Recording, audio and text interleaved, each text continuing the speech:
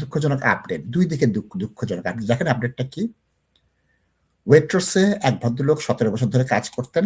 তিনি একজন রিপিটেড যে শপ লিফটার যেটা বলা হয়, সব থেকে চুরি করে তাকে ধরেছিল।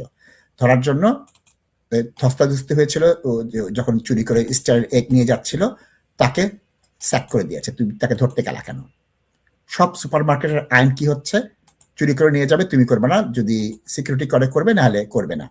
সব ফ্লোরে যারা কাজ করো, যারা টিলে কাজ করো, এটা করতে পারবে না। এটা বেআইনি। তাকে স্যাক করে দিয়েছে। এখন হাজার হাজার লোক অনলাইনে এই ভদ্রলোকের পক্ষে, না ও ঠিক আছে, ও সব লিফটার ধরছে, তুমি তাকে স্যাক করবা কেন?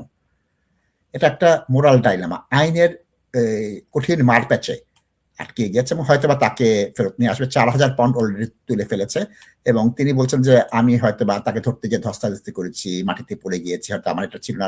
ক্ষমা প্রার্থনা করেছেন।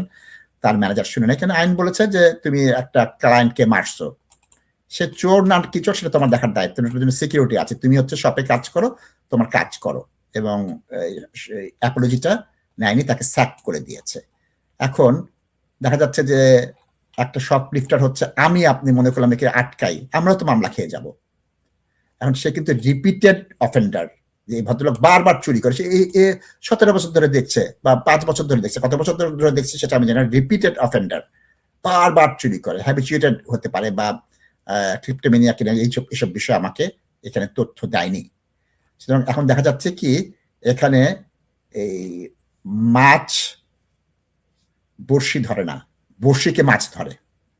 অর্থাৎ এখানে যে শপ লিফটার, তাকে শাস্তি দেওয়া হচ্ছে না, শাস্তি দেওয়া হচ্ছে শপ লিফটারকে যে আটকাতে যাচ্ছে। সুতরাং দুঃখজনক জিনিস। এটাই এই সমাজের বাস্তবতা। সমাজ এইভাবে চলছে। এটার শেষ কোথায় আমি জানি না দর্শক, শেষ কোথায় আমি জানি না।